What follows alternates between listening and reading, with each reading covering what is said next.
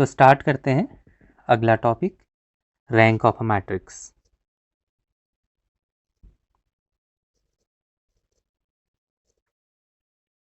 Important topic है linear algebra में, बिना इस टॉपिक से आप कुछ कर नहीं सकते।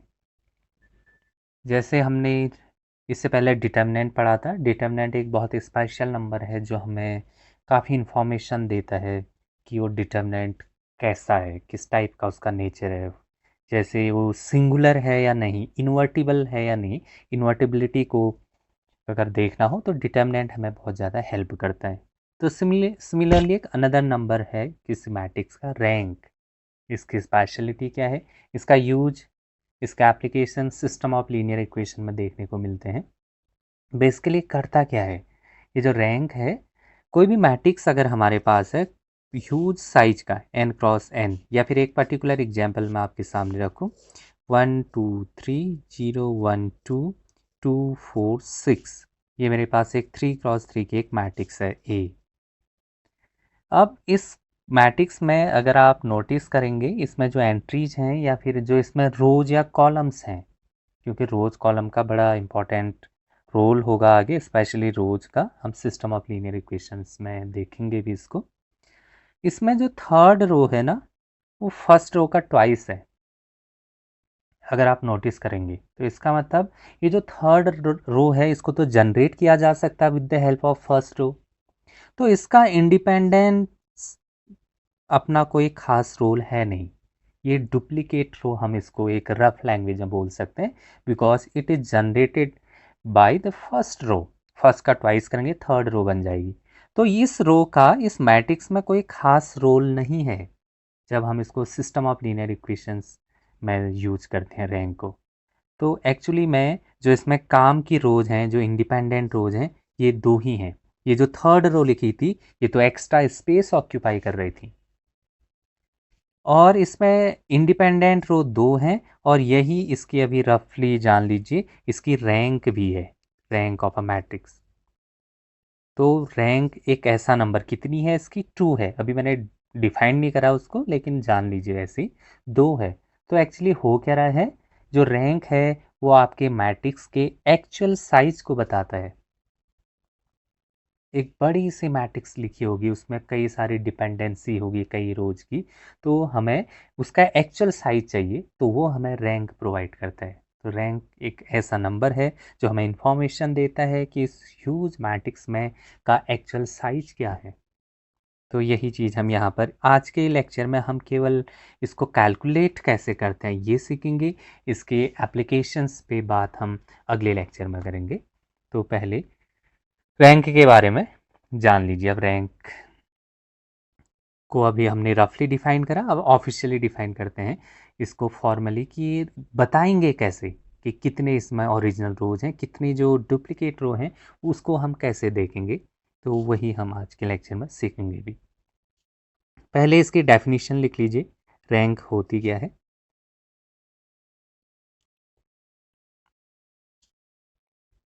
नॉन जीरो या non negative integer,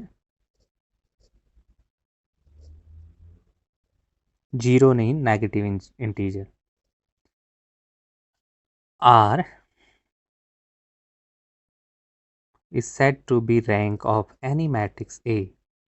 any matrix बोल रहा हूँ तो स्क्वायर या नॉन स्क्वायर कोई भी हो सकती है। Is said to be rank of a matrix इधर स्क्वायर और नॉन स्क्वायर ए। तो मैं इसको जनरलाइज कर देता हूँ M cross N if it satisfy the following two property. दो प्रॉपर्टी हैं, ध्यान देना। पहली है जो मैट्रिक्स है जिसकी रैंक आपको रिपोर्ट करनी है उसके बारे में सुन लीजिए। वो मैट्रिक्स कैसी होनी चाहिए, एटलीस्ट वन माइनर। माइनर हमने इससे प्रीवियस लेक्चर में सीखा था माइनर क्या होता है। तो एटलीस्ट एक माइनर होना चाहिए ए का, ऑफ ऑर्डर आर। इस आर का जिसका आप रैंक रिपोर्ट कर रहे हैं, तो एटलीस्ट उस ऑर्डर का एक माइनर मिलना चाहिए जो नॉन जीरो हो। माइनर नॉन जीरो होने का मतलब माइनर की वैल्यू जो हम क्रॉस मल्टीप्लाई करके निकालते हैं, विच इज नॉन जीरो। तो आप क्या देखेंगे, रैंक रिपोर्ट करनी है तो उस मैट्रिक्स में अगर आप किसी को आर रैंक बोले हो किसी मैट्रिक्स की, तो आर ऑर्डर का एटलीस्ट एक, बहुत सारे भी हो सकते हैं, तो एटलीस्ट एक माइनर होना चाहिए, नॉन जीरो माइनर। दूसरा, जितने भी माइनर निकलेंगे उसके, एवरी माइनर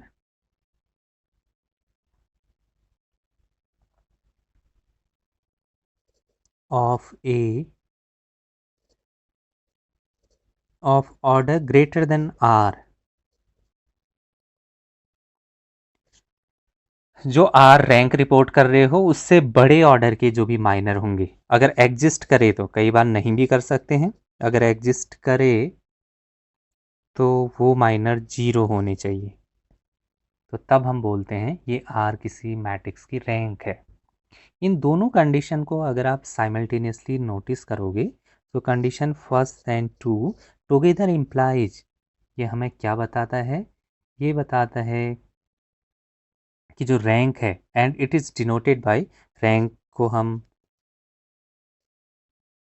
रैंक ऑफ ए जो है इसके लिए नोटेशन है रो ऑफ ए, कई लोग इसको आर ऑफ ए भी बोलते हैं, तो मैं रो ऑफ ए को ज़्यादा प्रीफर करता हूँ।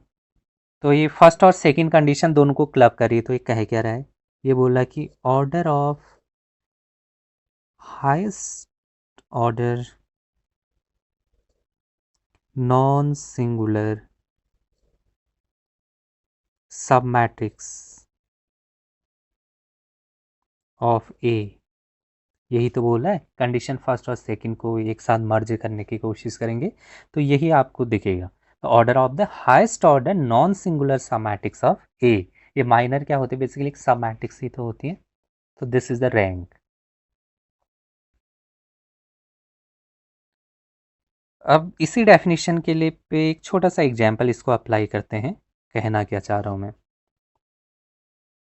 जैसे एक एग्जाम्पल ले लीजिए, एक मैट्रिक्स है मेरे पास 1 2 3 4 ले लीजिए, कोई एक मैट्रिक्स है। अब इसकी रैंक कैलकुलेट करनी है, तो पहली बात तो इसका हम माइनर ढूंढेंगे। Matrix A has at least one minor of A of order R which is non zero, तो पहले तो सबसे बड़ा माइनर तो यही दिख रहा मुझे, तो इसी को कैलकुलेट कर लीजिए, 1 2 3 4 सब मैट्रिक्स बेसिकली, इसका डिटर्मिनेंट निकाल लिए तो ये कितना आ रहा है, नॉन जीरो आ रहा है। तो मुझे क्या चाहिए, matrix at least one minor of order A, sorry of order R which is non zero, तो एक माइनर तो मिल गया नॉन जीरो। दूसरी कंडीशन भी है, every minor of A of order greater than R, यहाँ पर कौन से ऑर्डर का मिला था ये माइनर, 2x2, तो ये 2x2 मतलब इससे ग्रेटर ऑर्डर 3 या 3 से ज़्यादा ऑर्डर होंगे, उसका माइनर क्या होना चाहिए, सेकेंड कंडीशन जीरो होना चाहिए, लेकिन प्रोवाइडेड जब वो एग्जिस्ट करे, तो यहाँ पर नोटिस करेंगे इस मैट्रिक्स में 2 से बड़े ऑर्डर का माइनर है ही नहीं, तो इसलिए वो एग्जिस्ट करेगा नहीं, तो यहीं से आप रिपोर्ट कर सकते हैं rank of as equal to 2। एक एग्जाम्पल और देखिए, बेहतर क्लैरिटी मिलेगी इससे। 1 2 3 2 4 6 1 -1 0, ये 3x3 है। तो पहली बात मुझे लार्जेस्ट ऑर्डर चाहिए, तो इसी को निकाल लेता हूँ सबसे पहले, 1 2 3 2 4 6 1 -1 0, इसको कैलकुलेट करिए, डिटर्मिनेंट कितना आ रहा है आपका, जीरो। तो इससे पता चला जो इसका रैंक है वो इस ऑर्डर का माइनर तो मिला नहीं ना, 3x3 ऑर्डर का, तो पक्की बात है रैंक इसका 3 से अब छोटा होने वाला है। फिर अब मैं 2 ऑर्डर का माइनर ढूंढने की कोशिश करता हूँ, तो जैसे आप 2 ऑर्डर का कोई भी मतलब एक सब मैट्रिक्स, इसको बनाने की कोशिश करो, 1 2 2 4, ये भी क्या आ गया, जीरो आ गया, तो नॉन जीरो आना चाहिए, उसने पहली कंडीशन पढ़ो, at least one minor of A of order R which is non zero, तो ये तो जीरो आ गया, लेकिन वो क्या बोला है, एटलीस्ट एक मिलना चाहिए, तो मैंने इसको देखा, इससे तो नहीं मिला, तो अब इससे आप ये कंक्लूड नहीं करोगे कि और छोटे ऑर्डर का देखते, नहीं, इस ऑर्डर में बहुत सारे माइनर हैं, तो कोई एक मिलना चाहिए। एक दूसरा लूँ मैं, ये देखो, तो 1 2 ये लिया और इसके साथ ये लिया, इसको देखो, 1 -1 निकालोगे, डिटर्मिनेंट दैट इज -1 -2 -3, ये आ गया नॉन जीरो, ये 2x2 है। तो यहाँ से पता चल गया कि रैंक इसकी क्या है, 2 है।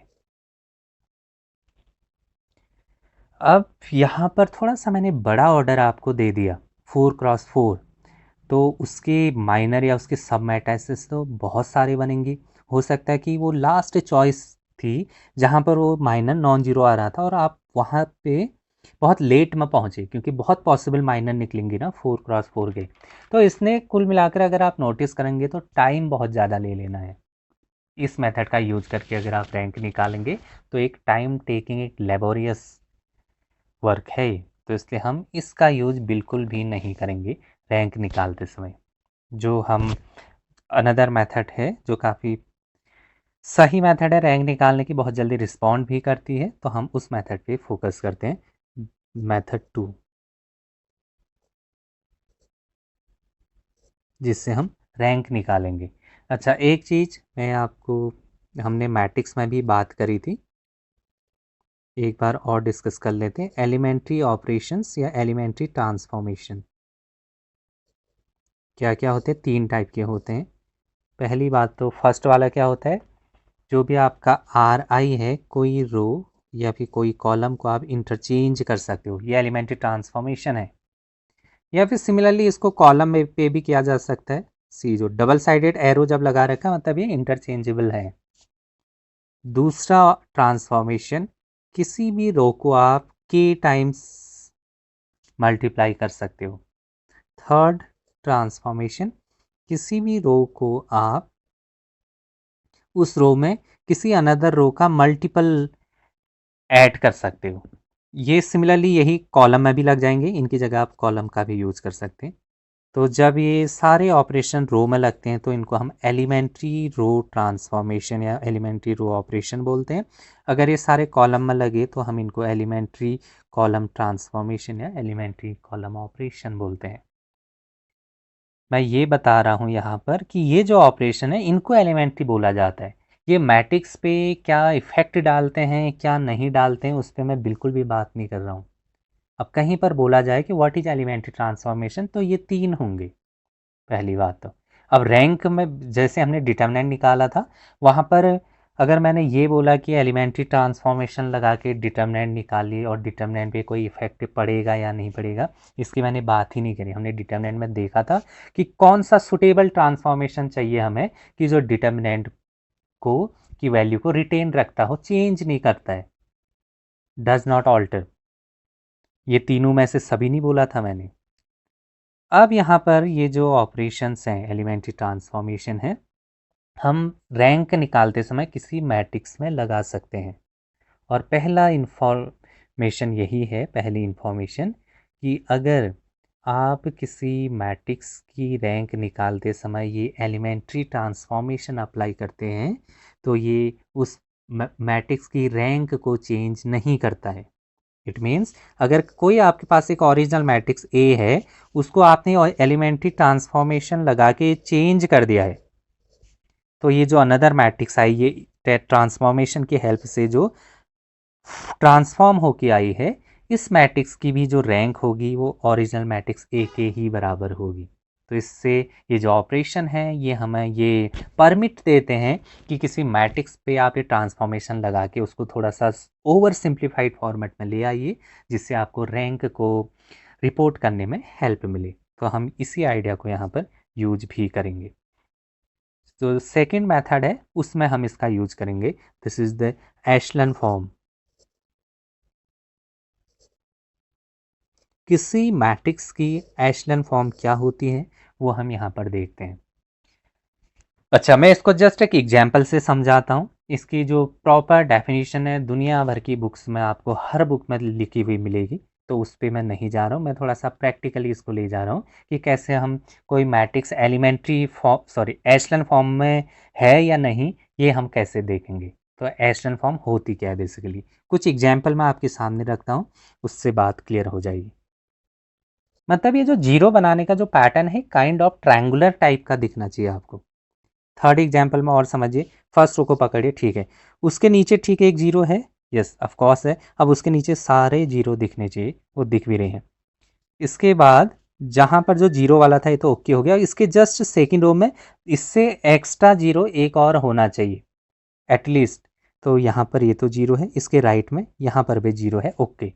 इसके नीचे जो अगला कॉलम है, अब उसमें 3 जीरो दिखने चाहिए, इसके ठीक नीचे यहाँ तो जीरो है, यहाँ भी जीरो है, अब इसके राइट में एक और जीरो दिखना चाहिए। तो आप काइंड नोटिस कर पा रहे हो, काइंड ऑफ ऐसे देखेंगे तो एक ट्रायंगुलर फॉर्मेट दिख रहा है।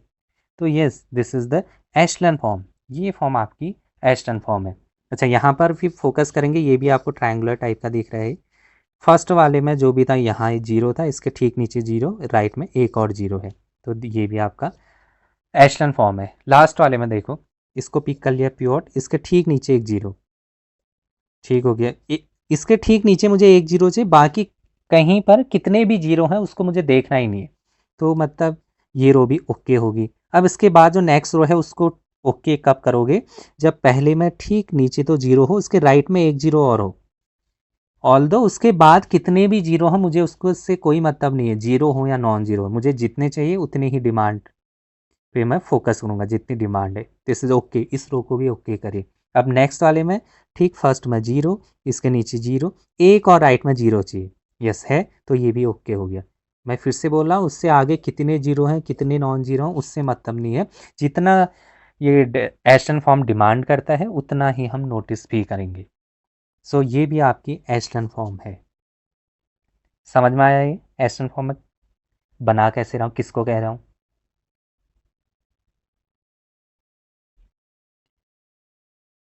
नहीं आया क्या समझ में? Yes sir. बाकी स्टूडेंट्स, हाँ कैसे? बाकी लोग भी रिस्पॉन्ड करिए।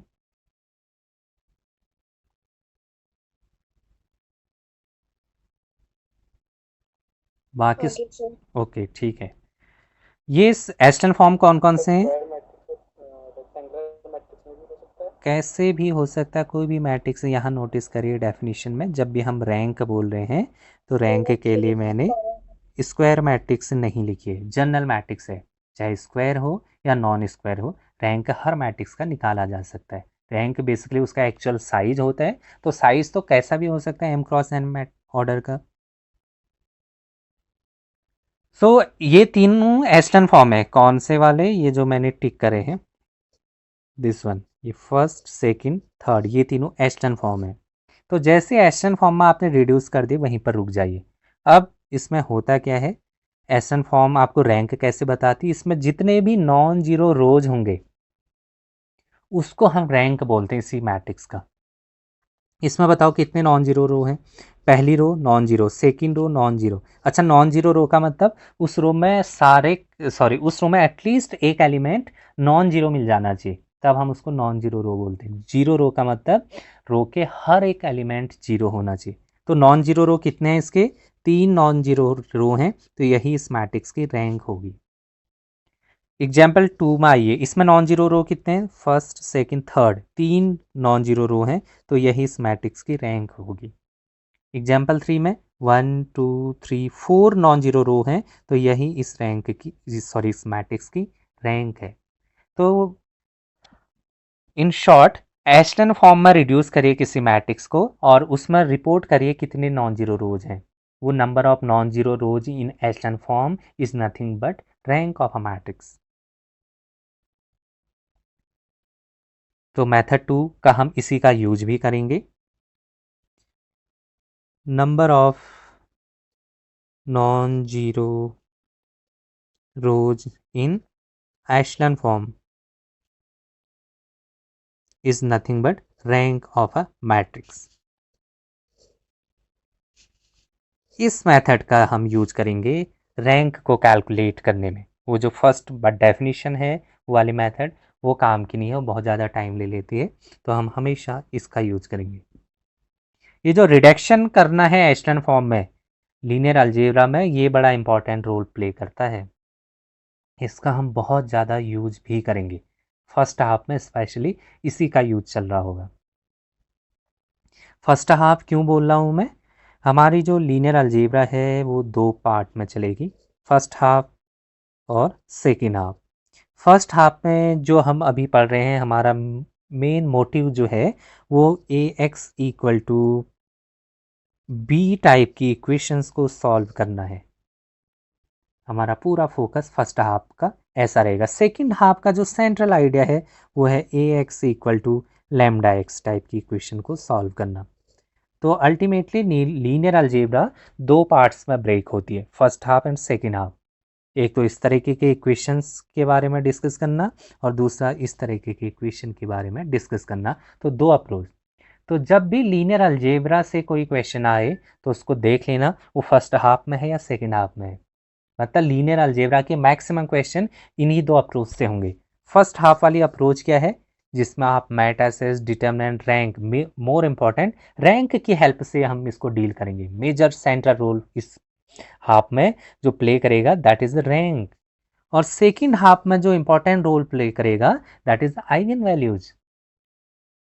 ए X equal to lambda X वाले में आइगन वैल्यूज सेंट्रल रोल में होता है, और ए एक्स इक्वल टू बी वाले इस इक्वेशन को जब हम सॉल्व कर रहे होते हैं यहाँ पर, तो यहाँ रैंक का बड़ा इंपॉर्टेंट रोल होता है। तो अभी हम काफ़ी क्रूशियल फीचर रैंक को डिस्कस कर रहे हैं किसी भी मैट्रिक्स का। आगे इसके एप्लीकेशन पे बातें होंगी। तो अब कुछ एग्जाम्पल से बात करते हैं इसमें। ये जो एशरन फॉर्म से हम रैंक निकालते हैं बेसिकली। अब मैं कुछ एग्जाम्पल्स ऐसे डिस्कस कर रहा हूँ जो किसी एग्जाम में, जैसे एग्जाम में पूछे गए हैं उस तरीके के कोई मैट्रिसेस। बहुत ही स्ट्रेट फॉरवर्ड क्वेश्चन है, बहुत ही रेयर चांसेस है कि इस तरीके के क्वेश्चंस पूछे जाएं, लेकिन पूछे भी गए हैं। लेकिन हमें पता होना चाहिए क्योंकि आगे हम इनका यूज करेंगे। जैसे एक एग्जाम्पल ले लीजिए आप।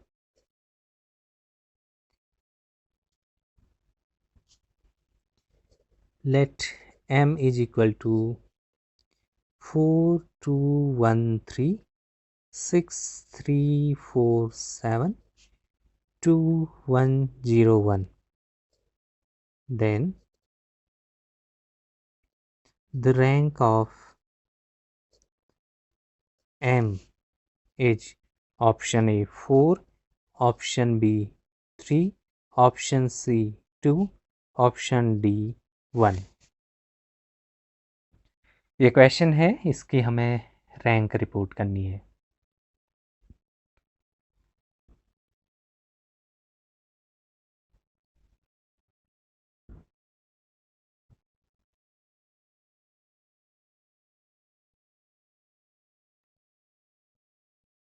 बता सकते हो? तो क्या करेंगे, इसको एशरन फॉर्म में रिड्यूस करेंगे। अच्छा, एशरन फॉर्म में रिड्यूस किससे करेंगे? ये जो एलिमेंट्री ट्रांसफॉर्मेशंस हैं जो हमने सीखे हैं उसकी हेल्प से हम इसको एशरन फॉर्म में रिड्यूस करेंगे। देखो फिर अब 4, ये 1 बन गया है।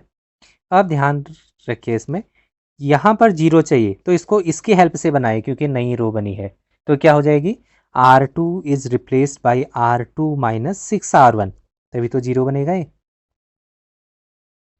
है क्या समझ में? तो मैं इसको यहाँ लिख लेता हूँ 1 1/2 1/4 3/4। तो मुझे R2 को चेंज करना है तो क्या करूँगा मैं, R2 minus 6R1, 6 minus 6 0, so 3 minus 6/2 that is 3 0। अगला क्या हो जाएगा, 4 माइनस 6/4, कितना हुआ 4 माइनस 6/4, 10/4। 5/2 आ रहा है और अगला वाला भी 5/2। ठीक है, नेक्स्ट क्या है, 7 माइनस 18/4, तो 10/4, 5/2 हो गया। ठीक है, नेक्स्ट इस रो में ठीक इसके नीचे भी 0 चाहिए तो यहाँ 0 बनाओ। तो 2 0 कैसे बनेगा, R3 is replaced by R3 minus 2R1, so 2 minus 2 0। अगला हो जाएगा 1 माइनस 2/2, 1 माइनस 1 0। नेक्स्ट हो जाएगा 0 माइनस 2/4 माइनस हाफ। नेक्स्ट हो जाएगा आपका 1 माइनस 2 इंटू 3/4, 3/2 हो जाए, सॉरी 1 माइनस 3/2 कितना हुआ है, माइनस हाफ। अब ये जो मैट्रिक्स बनी है यहाँ पर देखिए, ठीक इसके नीचे तो एक 0 चाहिए था मुझे, ये आ गया। इसके नीचे भी एक 0 चाहिए, ये भी हो गया। इसके नीचे भी एक 0 चाहिए, लेकिन जितने जीरो ऊपर है ना उससे एक जीरो नीचे एक्स्ट्रा चाहिए ही आपको। तो ये अभी एसन फॉर्म में नहीं बनी है, यहाँ पर भी जीरो चाहिए। ऊपर वाली रो में जितने जीरो होंगे नीचे नीचे वाली रो में उससे एक एक्स्ट्रा जीरो होना चाहिए। तो इसको भी जीरो बनाना है, मतलब R3 को आपको फिर से रिप्लेस करना है। सो R3 को इस रो को इसकी हेल्प से रिप्लेस जीरो बनाओगे तो क्या करना पड़ेगा, R3 माइनस या प्लस करना पड़ेगा ना, नहीं क्या है, 2/5 प्लस 2/5 R2। 2/5 R2, क्योंकि ये कितना है, ये 5/2 था। तो जब ऐसा करोगे तो इक्वेशन क्या बन जाएगी, मैट्रिक्स 1/4 3/4 0 0 5/2 10/4 0 0, यहाँ जीरो बन जाएगा। ये कितना बनेगा, ये वाला एलिमेंट, 0। ये भी जीरो बन गया है। तो अब ये नोटिस करोगे ये एशलन फॉर्म में आ गई आपकी ये जो मैट्रिक्स है, क्योंकि यहाँ जितने जीरो हैं उसके नेक्स्ट वाले में उससे एक एक्स्ट्रा जीरो है। तो एस्टर्न फॉर्म में नंबर ऑफ नॉन जीरो कितने हैं, 2 हैं। सो इस मैट्रिक्स की रैंक कितनी होगी, 2 होगी। सो ऑप्शन सी इसका करेक्ट आंसर है। तो इस तरीके से आप रैंक के क्वेश्चन कर सकते हो इस मेथड का यूज करके। एक एग्जांपल और देख लीजिए। The rank of the matrix 1 4 8 2 10 22 0 4 12 is option A 3, option B 2, option C 1, option D 0। ये पूछा है आपका IIT जैब में पूछा गया है 2007। अब ऐसे क्वेश्चन की उम्मीद बहुत कम करना कि आपसे मैट्रिक्स दे दी हो रैंक निकालने के लिए पूछा जाए। तो BSc वाले बच्चे को बहुत जल्दी कर लेगा इसको, क्योंकि वो रैंक की बहुत प्रैक्टिस में होता है। 2 आ रही है। इसकी रैंक 2 आ रही होगी, देख लीजिए 148, इसको मुझे जीरो बनाना है। तो R2 is replaced by R2 minus twice of R1, तभी तो जीरो बनेगा। 2 माइनस 2 जीरो, 10 माइनस 8 2, 22 माइनस 16 6। अब ये जो नेक्स्ट वाली है ये है आपका 0 4 12। आप नोटिस कर रहे हो ये इसका स्केलर मल्टीपल है। चलो ऐसे नहीं भी सोचना है तो उस ऑपरेशन को लगा ही लीजिए, 0 2 6। अब यहाँ पर मुझे जीरो चाहिए, तो R3 को मैं रिप्लेस करूँगा R3 minus twice of R2, 0 minus 0, 4 minus 4 0, 12 minus 12 0। Number of non zero row कितने हैं, 2 हैं। So rank of this matrix is 2। तो ये एशलन फॉर्म है जिससे हम रैंक जल्दी से रिपोर्ट कर सकते हैं। अब आगे कुछ इसमें आगे देखते हैं सेकेंड हाफ इसका। ये जो फर्स्ट हाफ है ये तो आना ही चाहिए, क्योंकि ये डायरेक्ट आपको रैंक निकालने के लिए तो अब की डेट में ये क्वेश्चंस नहीं पूछे जाएंगे। लेकिन ये रैंक निकालना आपको इसलिए आना चाहिए, जब हम आगे लीनियर अलजेब्रा में सिस्टम ऑफ लीनियर इक्वेशन और आगे का डिस्कशन करेंगे तो वहाँ इसका यूज होगा। तो वहाँ पर मुझे रैंक निकालने आनी चाहिए। इनफैक्ट इसमें आपका काफ़ी स्ट्रॉन्ग कमांड होनी चाहिए, जल्दी से रिस्पॉन्ड करना, ये जो ऑपरेशन है इनको जल्दी से अप्लाई करना आपको आना चाहिए। तो इसमें काफ़ी फास्ट आप होने चाहिए। इसमें अगर आप स्लो हुए तो बाकी क्वेश्चन में आप बहुत टाइम ले लोगे, क्योंकि ये क्वेश्चंस कहीं और का होगा, बीच में हल्का सा एज अ टूल यूज करना पड़ेगा मुझे, उसकी रैंक रिपोर्ट करनी पड़ेगी, तब जाके मैं क्वेश्चन के बारे में कुछ प्रिडिक्शन कर पाऊंगा आगे। तो इसलिए ये काफ़ी इंपॉर्टेंट टूल है, ये पता होना चाहिए। एक क्वेश्चन देख लीजिए इसमें, what is the rank of the following matrix.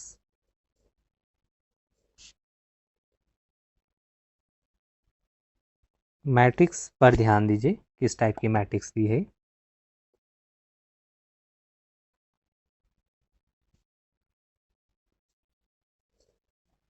1 1 1 1 1 1 2 2 2 2 1 2 3 3 3 1 2 3 4 4 1 2 3 4 5। ये मेरे पास कोई एक मैट्रिक्स है, तो इसके ऑप्शन रैंक बताने, option A 2, option B 3, option C 4, option D 5। ये जो क्वेश्चन है ये पूछा गया आपका CSIR नेट 2019 2019 में नेट में ये क्वेश्चन पूछा गया, इसकी रैंक बोल बतानी है।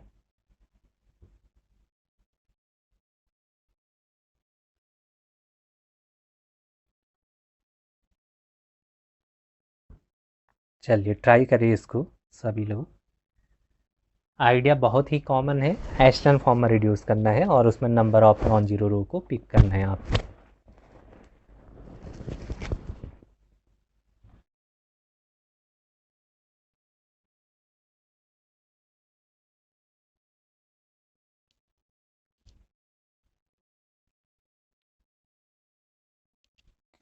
मेरी स्क्रीन प्रॉपरली विजिबल क्वेश्चन जो नहीं है है क्या? हो गया। सॉरी।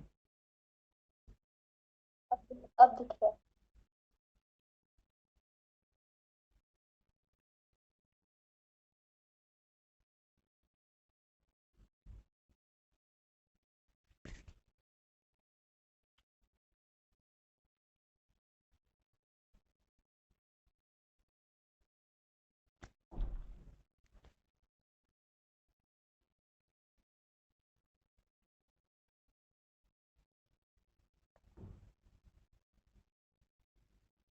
ट्राई कर रहे हो सभी लोग?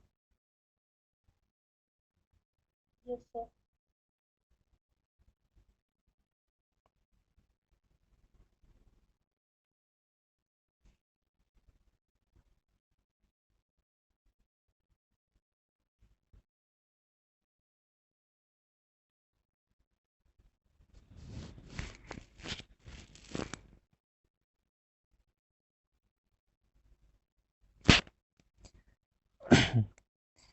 अच्छा एक चीज़ देख लीजिए, ज़्यादातर स्टूडेंट्स जो भी इसको करेगा तो जो एक फ्लो बना होता है ये रैंक निकालने का, कि यहाँ पर 1 है तो इसके नीचे 0 बनाओ, मतलब इस रो पे ऑपरेशन लगाओ पहले R2 पे, फिर यहाँ 2 0 बनाने, फिर R3 पे ऑपरेशन लगाओ एंड सो ऑन। इस तरीके से आप इसको प्रोसीड करोगे। लेकिन ये थोड़ी सी बड़ी मैट्रिक्स है, अगर आप नोटिस कर रहे हैं तो 6x6 की मैट्रिक्स, सॉरी 5x5 की 5x5 की मैट्रिक्स है। Am I audible? Yes sir. Yes sir. ठीक है। तो ये बड़ी मैट्रिक्स में अगर आप इस तरीके से करेंगे आंसर आ तो जाएगा, लेकिन ये टाइम बहुत ले लेगा। और उसने इतनी बड़ी मैट्रिक्स दी है तो, लेकिन मैं फर्स्ट क्लास से ही बोलते आ रहा हूँ मैट्रिक्स में पैटर्न को ऑब्जर्व करना। आप कितनी जल्दी पैटर्न ऑब्जर्व कर पाते मैट्रिक्स का, आप उतनी जल्दी उसको रिस्पॉन्ड कर पाएंगे। तो यहाँ पर नोटिस करो ऑपरेशन कैसे लगाए जाए। आप इस क्वेश्चन में उसे बनाया ही ऐसे है कि स्टूडेंट यही करेगा, और थोड़ा सा इसमें ट्रिक भी है। आप स्मार्टली ऑब्जर्व करोगे तो ये गुंजाइश दी जाती है कि कोई स्मार्ट स्टूडेंट है वो ऑब्जर्व करेगा तो जल्दी कर लेगा इसको, अदरवाइज लेबोरियस वर्क करेंगे सभी इसमें। ये ट्रैप होता है ऐसे क्वेश्चन में, अगर आपने 5 से ज़्यादा मिनट दे दिए, 5 से ज़्यादा अगर आपने इसमें टाइम दे दिया तो 5 से ज़्यादा मिनट लगा दे तो अब देखो, हाँ आंसर इसका 5 है, लेकिन मैं इसको विद इन सेकेंड करता हूँ। देखना, ऑपरेशन ऊपर से लगाने की बजाय नीचे से लगाओ, तो दिस माइनस दिस करो। तो जब नीचे से लगाओगे तो रो क्या हो जाएगी, 0 0 0 0 1। अब क्या करिए, दिस माइनस दिस करिए, ये हो जाएगा 0 0 0 -1 -1। अब क्या करिए, दिस माइनस दिस करिए, 0 0 -1 -1 -1।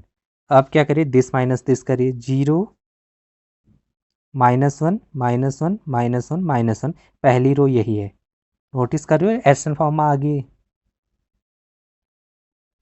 Yes sir. और रैंक क्या है, कितने नॉन जीरो रो हैं, 5 हैं, हो गया ऑप्शन आंसर। ये क्वेश्चन ट्रैप है, जानबूझ के मैंने फिर से बोला, जब भी बड़ी मैट्रिक्स दिखे पैटर्न नोटिस करना आना चाहिए उसमें। ये क्वेश्चन जानबूझकर ऐसे बनाया है कि स्टूडेंट फॉर्मल तरीके से, जो हमारा स्टाइल होता है, जो फ्लो बना रहता है उस तरीके से करे और इसमें टाइम लगा ले। और को ये भी गुंजाइश छोड़ी रहती है, कोई स्मार्ट स्टूडेंट है तो ये ऑब्जर्व करे और इसको जल्दी कर दे। टाइम बचाना होता है ऐसे क्वेश्चंस में। आंसर आपने भी दे दिया था, लेकिन क्या फ़ायदा इसमें 4-5 मिनट लगे तो मैंने तो लिखने में टाइम लगाया, विद इन सेकेंड हो जाएगा ये क्वेश्चन। तो इस तरीके से हम रैंक के क्वेश्चंस कर सकते हैं। तो ये फर्स्ट हाफ रैंक का कंप्लीट होता है, जहाँ पर रैंक कैसे निकालते हैं ये सीखा हमने। लेकिन रैंक पे असली में जो खेला जा सकता है ना, वो इसकी प्रॉपर्टी पे के बेस पे खेला जा सकता है। प्रॉपर्टीज का यूज़ करके रैंक के बहुत अच्छे क्वेश्चंस बनाए जा सकते हैं। और जब भी प्रॉपर्टीज का यूज़ होगा तो रैंक के क्वेश्चन जब भी बनेंगे वो थ्योरेटिकल क्वेश्चंस बनेंगे, मतलब उसमें आपको मैट्रिक्स दी नहीं जाएगी, बोला जाएगा कि let A be a matrix of order this this this, इस तरीके से उसके बारे में कुछ इन्फॉर्मेशन दी जाएगी, तब जाके क्वेश्चंस बनाए जाएंगे। तो अब सेकंड हाफ रैंक का जो स्टार्ट होता है वो थोड़ा सा थ्योरेटिकल होगा, प्रॉपर्टी बेस्ड होगा, तो उसी को हम डिस्कस करते हैं। That is the properties of rank.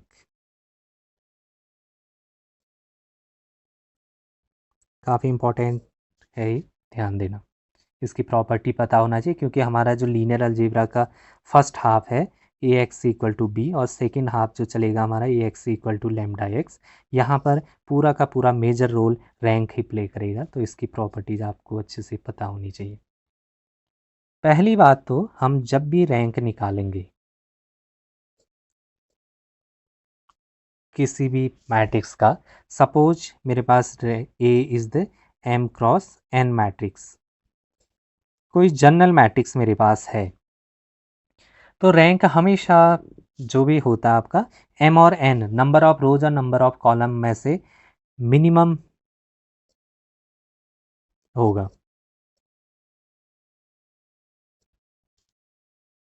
अच्छा, ये पहले तो ये बताओ, ये रिजल्ट सही लिखा है मैंने?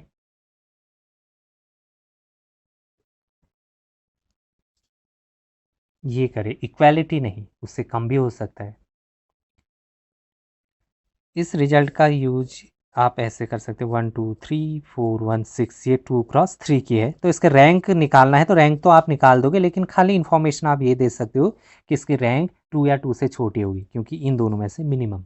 अब कितनी होगी वो पर्टिकुलर एग्जाम्पल है, निकाल के आप देख सकते हो कितनी होगी। जैसे ये ले लीजिए, ये है इन्फॉर्मेशन, इतनी पता चली कि 2 या 2 से छोटी होगी, तो रैंक होगी कितनी निकालोगे, तो ये इसके कॉम्बिनेशन में लिखा गया है, रैंक इज इक्वल टू 1, एक है। तो पहली बात तो ये इन्फॉर्मेशन आपको पता होनी चाहिए रैंक के लिए। दूसरी चीज़, अगर कोई आपके पास नल मैट्रिक्स है, तो उसका जब भी आप रैंक निकालोगे वो हमेशा जीरो होगी, एंड वाइस वर्सा।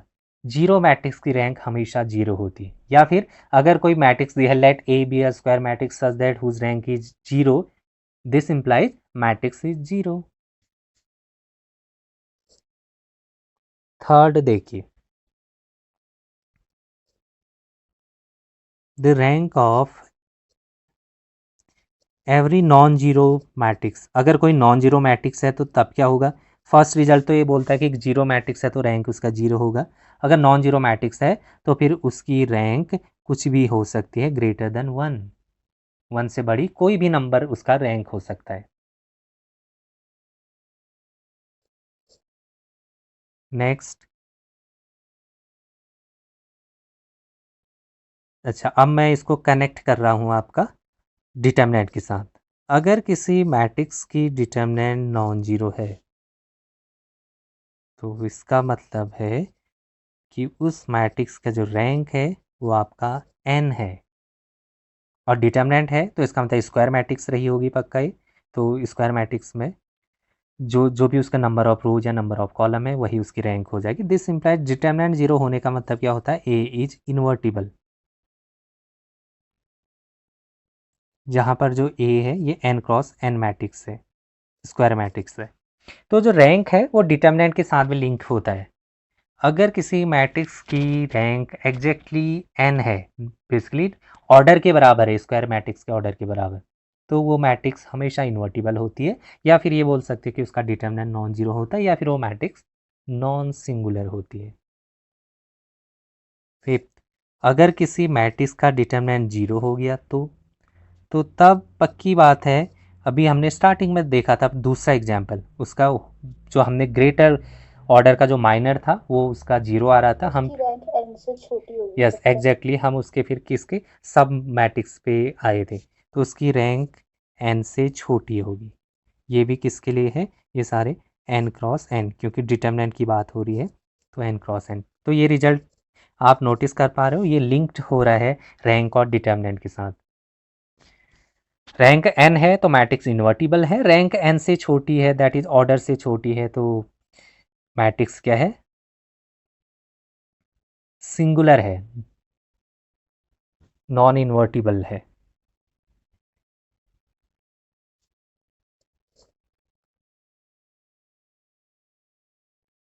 अब आगे के जो दो रिजल्ट्स हैं काफ़ी इंपॉर्टेंट रिजल्ट हैं, ध्यान देना इन पे। Rank of A plus rank of B minus N is greater than equal to rank of A into B, minimum of rank of A comma rank of B। ये result काफ़ी important result है, आप इसको 4 5 जितने भी star देना चाहते हो, मैक्सिमम क्वेश्चंस पे हेल्प करेगा हमें। अच्छा, इसमें खास बात ये है, ये स्क्वायर मैट्रिक्स है या फिर नॉन स्क्वायर के लिए भी ट्रू है, कॉमा करके आप इसमें लिख सकते हो, जहाँ पर इस मैट्रिक्स जो होगी आपकी ए होगा एम क्रॉस एन और जो बी होगा वो एन क्रॉस एल, क्योंकि तभी तो प्रोडक्ट डिफाइंड होगा ये, जब ऐसा होगा। तो यहाँ पर ये एन क्या रखा गया है, एन ध्यान दीजिए ये है, या फिर यही एन आपका ये है, तो ये इससे सबट्रैक्ट किया गया है। काफ़ी इंपॉर्टेंट प्रॉपर्टी है, इसका हम यूज करेंगे। मैं प्रूफ पे नहीं जा रहा हूँ इसका, हम इसको कैसे अप्लाई करते हैं इनके एप्लीकेशन पार्ट्स देखेंगे। अगला भी इम्पॉर्टेंट है, rank of A minus rank of B का जो डिटर्मिनेंट है, रैंक ऑफ ए, ये फर्स्ट वाला आप नोटिस करेंगे प्रोडक्ट वाला है या एडिशन वाला है, this is the rank of A plus rank of B. Again ये भी एक इम्पॉर्टेंट प्रॉपर्टी है, तो 6 और 7 काफ़ी इंपॉर्टेंट प्रॉपर्टी है, हम इनका यूज करेंगे।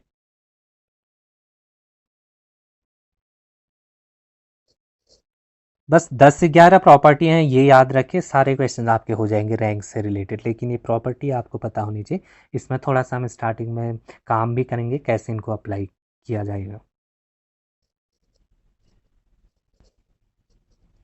ये जो प्रॉपर्टी है कई बार थ्योरेटिकली सोचने पे हमें फोर्स करेगा।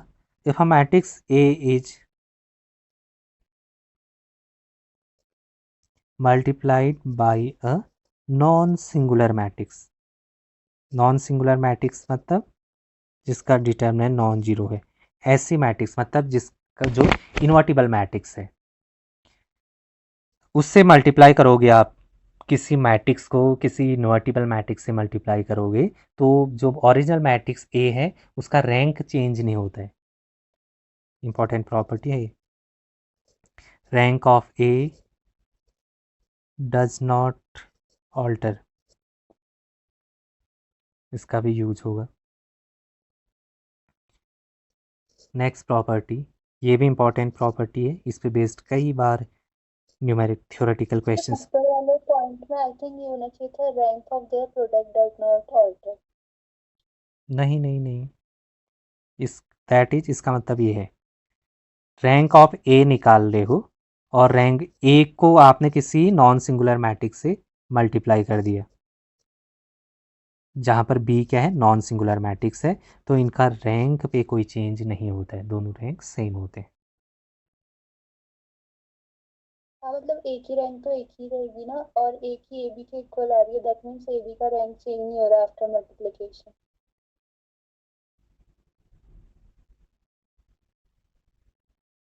देन द रैंक ऑफ, क्या कहना चाह रहे हो,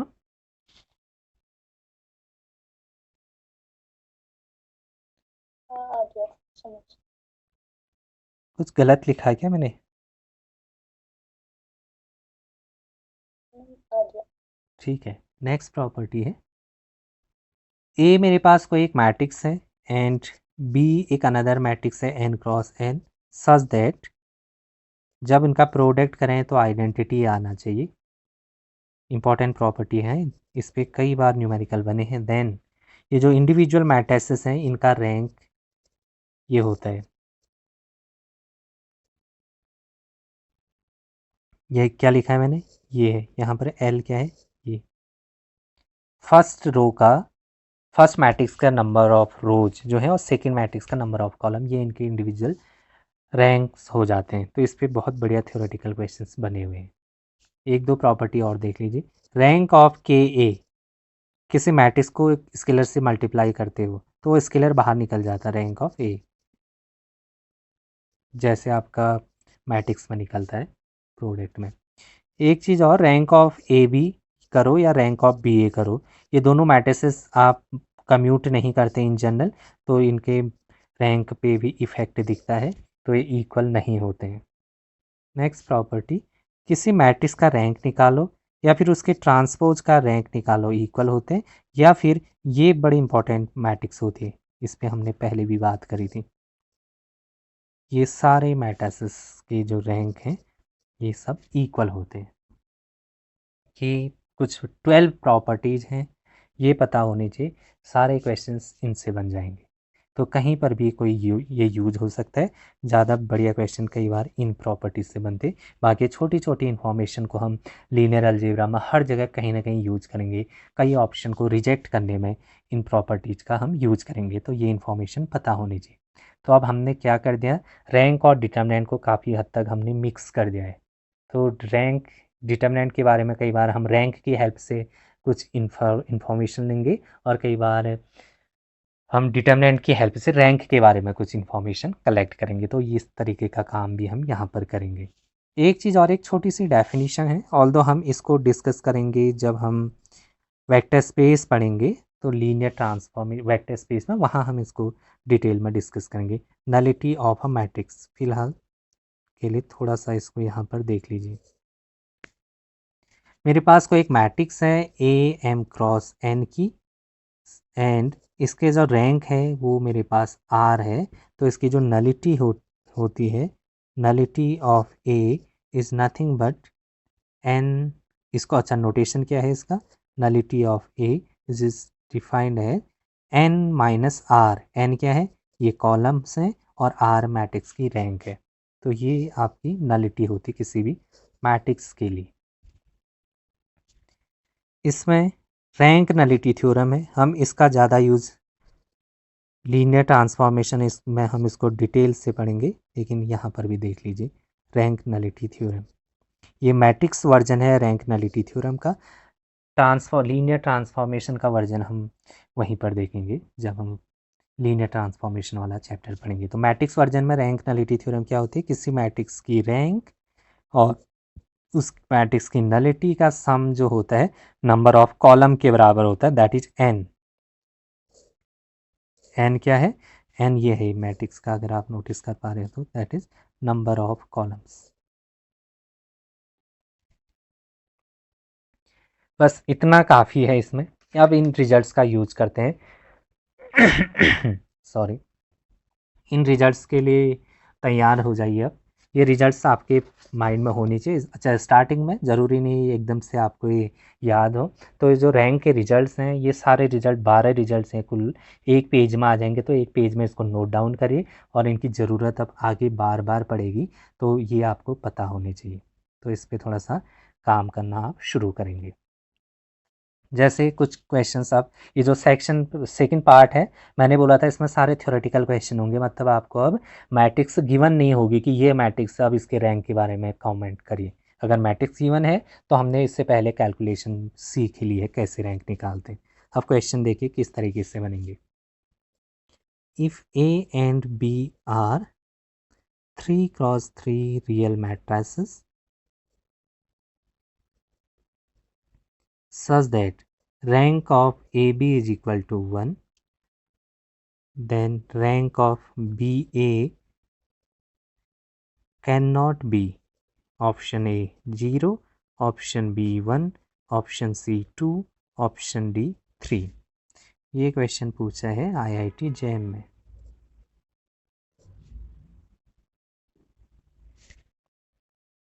तो जीरो नहीं हो सकती, क्योंकि अगर इन दोनों की नहीं हो सकती, sorry sorry.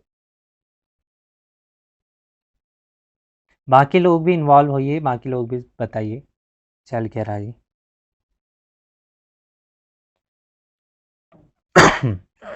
Sorry.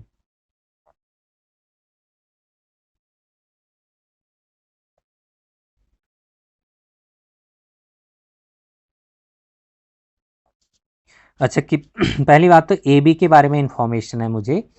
A B जो है ये, ए मेरे पास 3x3 की मैट्रिक्स है, बी भी मेरे पास 3x3 की मैट्रिक्स है। तो जब मल्टीप्लाई करोगे तो ए बी क्या हो जाएगा, ए बी भी मेरे पास 3x3 की मैट्रिक्स बनेगी और बी ए भी 3x3 की ही बनेगी।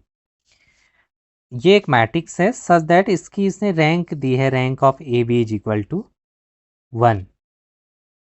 ये क्लियर है।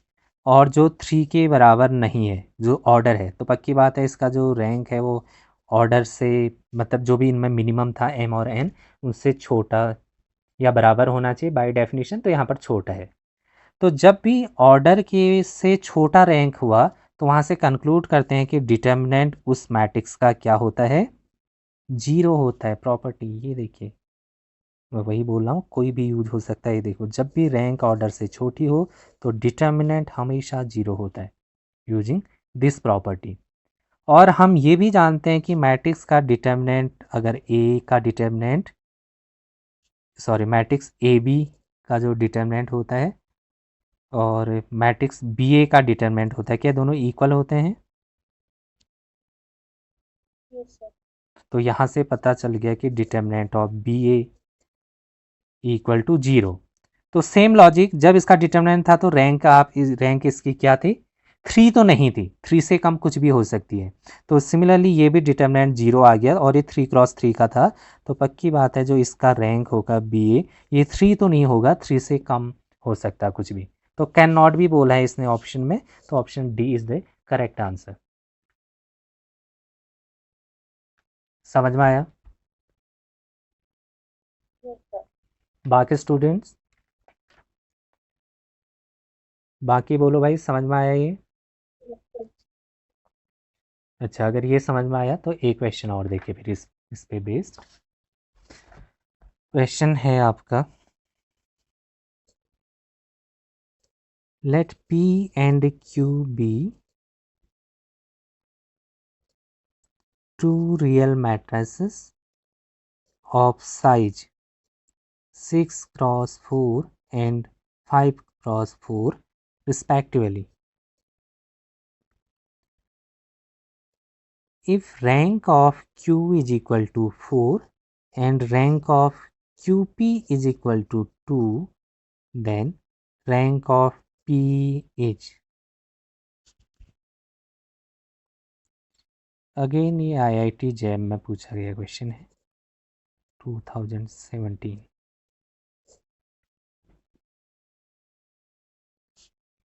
बढ़िया क्वेश्चन है, प्रॉपर्टी से ही होगा क्योंकि मैट्रिक्स दी नहीं है, तो सीधे माइंड में आना चाहिए कि हाँ प्रॉपर्टी बेस्ड क्वेश्चन है।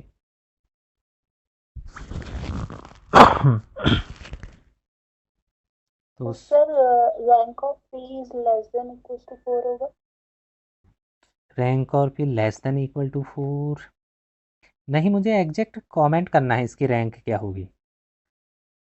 Less than greater than numerical type question है ना ये, तो इसमें आपको एग्जैक्ट बताना पड़ेगा इसकी रैंक क्या है।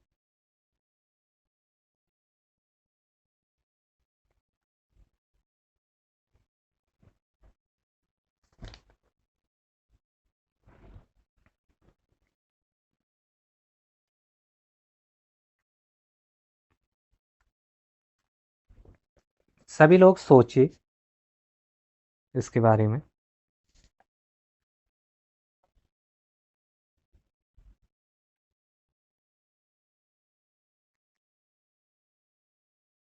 कैसे करेंगे इस क्वेश्चन को?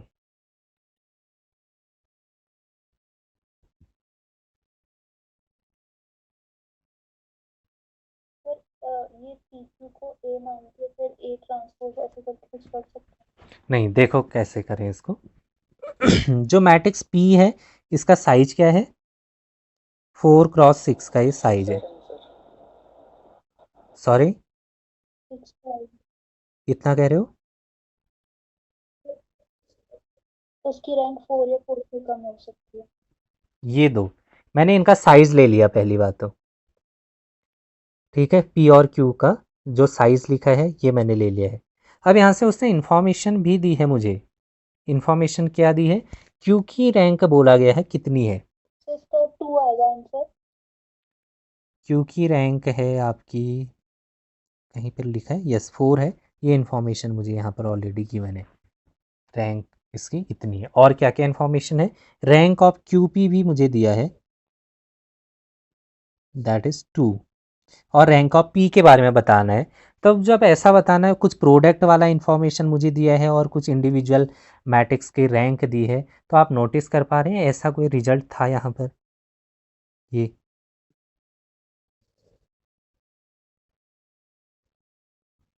ये रिजल्ट ही, इस पर फोकस करिए।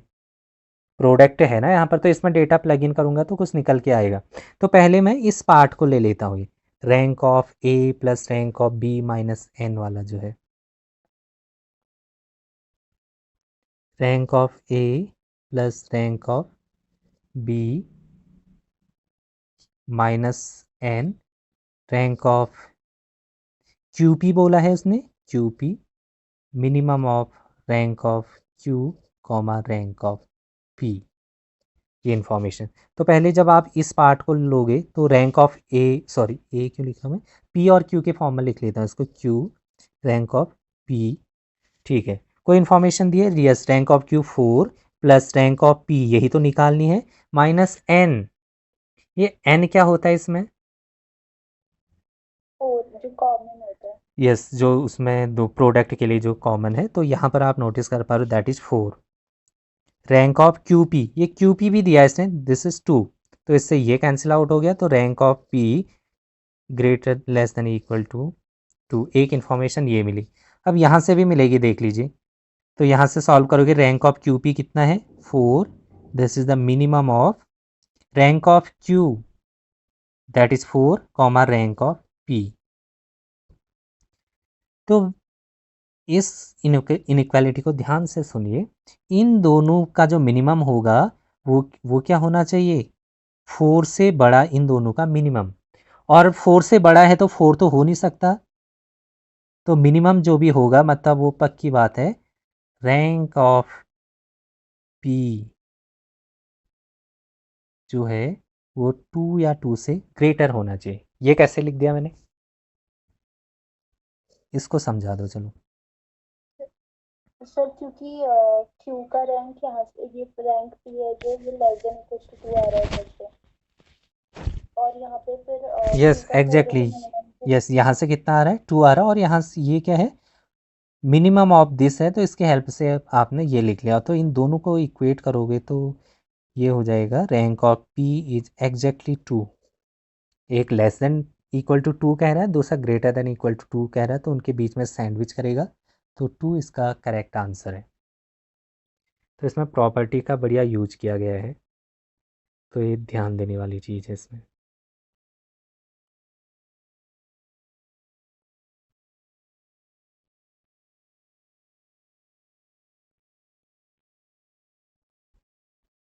एक क्वेश्चन और देखिए,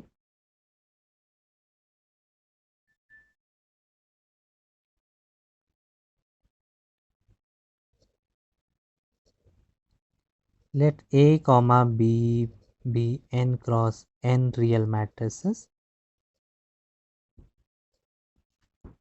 which of the following is correct? Option A, rank of A plus B equal to rank of A plus rank of B.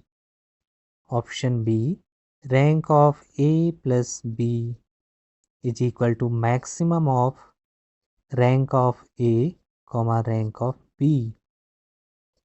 Option C, rank of A plus B is equal to minimum of rank of A comma rank of B. And option D, rank of A plus B less than equal to rank of A plus rank of B। ये जो question है ये पूछा गया आपका CSIR net 2012 में। अब ये जो भी क्वेश्चन है ये पार्ट बी का क्वेश्चन है। सर ये तो बाई रिजल्ट प्रूव हो रहा है, रैंक और A B is less than equal to rank A plus rank B, ये जो रिजल्ट होता है ना। ये यस, अभी हमने इसको डिस्कस करा था, rank of A B equal to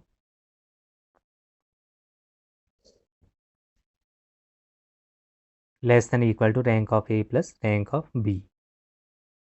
आप डायरेक्ट इसका ऑप्शन आंसर रिपोर्ट कर सकते हैं। अच्छा मैं एक चीज़ और बताऊं, बता दो इस क्वेश्चन में, अगर किसी स्टूडेंट को नहीं पता है ये रिजल्ट है, ठीक है हमारे पास लिस्ट थी हमने याद करा है, तो हमने डायरेक्ट ऑप्शन यहाँ पर दिख गया है, तो इसमें से एक आंसर करेक्ट होगा। वो उसका एग्जाम हॉल में उस सर्टेन टाइम पीरियड में आप उसका प्रूफ करने की कोशिश नहीं करेंगे ना, ये नहीं सोचेंगे अच्छा इसका ट्रेडिशनल प्रूफ करते हैं, प्रूफ तक पहुंच गए तो ऑप्शन टिक कर लेंगे।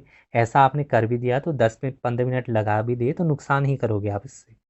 तो कैसे सोचा जाए एग्जाम में, तो मैंने कई बार बोलता भी हूँ इसमें, कुछ एग्जाम्पल पुट कर लीजिए, बहुत ही सिंपलेस्ट एग्जाम्पल सोचा करिए।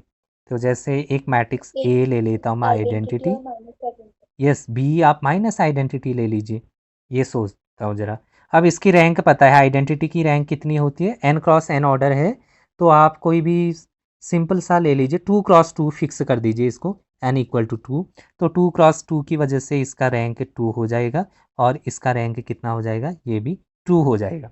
तो यहाँ डेटा प्लग इन करें, rank of A plus B, identity plus minus identity that is 0, तो रैंक 0 मैट्रिक्स का रैंक 0, इसकी रैंक 2 है, इसकी रैंक 2 है, सेटिस्फाई कर रहा है, नहीं रिजेक्ट करिए। Rank second example, rank of A plus B, यहाँ 0, यहाँ मैक्सिमम 2 और 2 में से कुछ तो मैक्सिमम होगा, तो इक्वल नहीं आ रहा, रिजेक्ट कर लीजिए।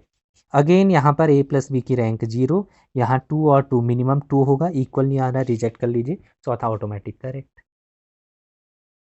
ये जो टेक्निक है इस क्वेश्चन में, ये जो पुट करने वाली, यही ज़्यादा करना है एग्जाम में। कई बार अगर ऐसा दिखे तो वहाँ हमें प्रूफ नहीं करना उसका, वो अननेसेसरी हमारा टाइम लेगा, उससे कोई फ़ायदा नहीं होना है। और एग्जाम्पल में भी बहुत ही सिंपलेस्ट एग्जाम्पल, मैं कई बार बोलता हूँ मैट्रिक्स के लिए आपको एग्जाम्पल सोचने हैं तो ऐसे एग्जाम्पल सोचिए, मैक्सिमम क्वेश्चन इन्हीं सिंपलेस्ट एग्जाम्पल से डिस्कार्ट हो जाएंगे। और order huge N cross N दिया है, उसको फिक्स कर लीजिए 2 3 में, बहुत स्मॉलेस्ट ऑर्डर के साथ डील करना भी बड़ा आसान होता है। तो ये रैंक के कुछ क्वेश्चंस थे, टाइम काफ़ी हो गया, मैं क्वेश्चन बहुत ज़्यादा ले नहीं पाया, तो कुछ क्वेश्चंस इसमें इंटरेस्टिंग क्वेश्चन और बचते हैं, लेकिन ये थॉट इतना क्लियर हो गया होगा इन प्रॉपर्टी का यूज़ कैसे करते हैं, अभी इनको मिक्स करके और इस पे अच्छे क्वेश्चंस बनाए जा सकते हैं। तो ठीक है फिर आज इतना ही करते हैं, इसमें थोड़ा बहुत कुछ अपने लेवल पे इसको देखिएगा, इससे आगे। अच्छा एक चीज़ और, कल से मैं डिस्कस करना चाह रहा था इसमें, वेक्टर स्पेस पे आना चाह रहा था लीनियर अलजेब्रा के अगले चैप्टर में। उसके बाद लीनियर ट्रांसफॉर्मेशन, लीनियर ट्रांसफॉर्मेशन के बाद फिर हम system of linear equation, basically जो मेरा फ्लो होता है पढ़ाने का, सिस्टम ऑफ लीनियर इक्वेशन को फिर लेते हैं हम लीनियर ट्रांसफॉर्मेशन के बाद, फिर क्योंकि मिक्स होता है वो मैट्रिक्स और लीनियर ट्रांसफॉर्मेशन के दो वर्जन से पढ़ा जाता है, क्योंकि उसमें क्वेश्चन दोनों वर्जन से मिक्स होके आते हैं, तो तब हम उसके सारे वैरायटी ऑफ क्वेश्चंस कर पाते। लेकिन पिछली बार पढ़ाने के दौरान मैंने नोटिस करा, इसमें जब मैं बीएससी में पढ़ा रहा था, तो जो हमारा पहला चैप्टर है वेक्टर स्पेस, जब हम वहाँ पर कई बार लीनियर स्पैन निकालते हैं, और स्पेशली लीनियर ट्रांसफॉर्मेशन में कई बार हम rank nullity null space range space से निकालते हैं, तो यहाँ पर हम पूरा का सिस्टम, पूरा जो ट्रांसफॉर्मेशन है उसको हम सिस्टम ऑफ लीनियर इक्वेशन में ले जाते हैं, आर एन वाले, आर एन से आर एम के जो ट्रांसफॉर्मेशन है, तो उसमें मुझे सिस्टम ऑफ लीनियर इक्वेशन की बढ़िया नॉलेज चाहिए, तब हम रेंज स्पेस नल स्पेस या rank nullity with in second बता देते हैं, तो इसीलिए वो नॉलेज को मुझे वहाँ यूज करना है सिस्टम ऑफ लीनियर इक्वेशन को, तो इसलिए मैं ये सोच रहा हूँ कि उसको पहले कर लिया जाए सिस्टम ऑफ लीनियर इक्वेशन, जो पोर्शन बचेगा, जो कुछ questions with the help of linear transformation होंगे, उन कुछ क्वेश्चंस को लीनियर ट्रांसफॉर्मेशन वाले चैप्टर में कवर कर लूँगा, और बाकी सिस्टम ऑफ लीनियर इक्वेशन को पहले अच्छे से पढ़ लिया जाए, क्योंकि उसके शॉर्टकट, उसके जो ट्रिक्स हैं उसका हम यूज़ करेंगे आने वाले चैप्टर्स में, वहाँ हम अपना टाइम बचा पाएंगे। तो ये फ्लो सही रहेगा जहाँ तक मुझे लगता है, बाकी आप लोग बताओ क्या करना चाहिए। तो जैसा आप करें। ठीक है, इस बार इसी तरीके से चलते हैं, क्योंकि पिछली बार जब मैंने इसको बाद में पढ़ाया था तो मुझे बीच में सिस्टम ऑफ लीनियर इक्वेशन का बहुत सारा कुछ बताना पड़ गया था, और लास्ट में तो हम उसको एज अ सेपरेट टॉपिक या सेपरेट चैप्टर कर ही रहे हैं, तो इसलिए इसको पहले ही कर लिया जाए। तो कल की क्लास में हम पढ़ेंगे सिस्टम ऑफ लीनियर इक्वेशन, बहुत इंपॉर्टेंट है, उसमें बहुत अच्छी अच्छी ट्रिक्स, अच्छे अच्छे ऑब्जर्वेशन होते हैं। ट्रिक तो नहीं कहा जाना चाहिए उनको, ऑब्जर्वेशन बहुत बढ़िया होते हैं जो हमें थ्रू आउट लीनियर अलजेब्रा में बहुत हेल्प करेंगे। तो आगे के चैप्टर्स में वो काफ़ी इंपॉर्टेंट रोल प्ले करेंगे, कहाँ तक, लीनियर ट्रांसफॉर्मेशन तक उनका यूज होते रहेगा हर एक टॉपिक में। तो कल की क्लास मिस मत करिएगा, कल हम उसको पढ़ेंगे, उसके बाद फिर हम प्रॉपर वेक्टर स्पेस में आ जाएंगे। तो ठीक है, इतना ही करते हैं आज, बाकी कल करेंगे। Thank you.